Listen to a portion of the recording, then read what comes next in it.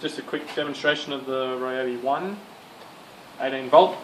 So I only got the 1.4 ampere hour battery, which you get 2 of them in a kit. I paid about $200 for the drill. Very happy with it, especially for the price of it. I got it set on one, nice bit of hardwood, 25mm spade bit.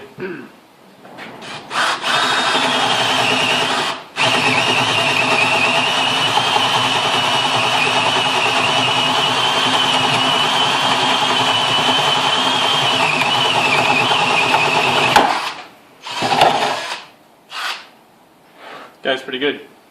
I'm very happy with it.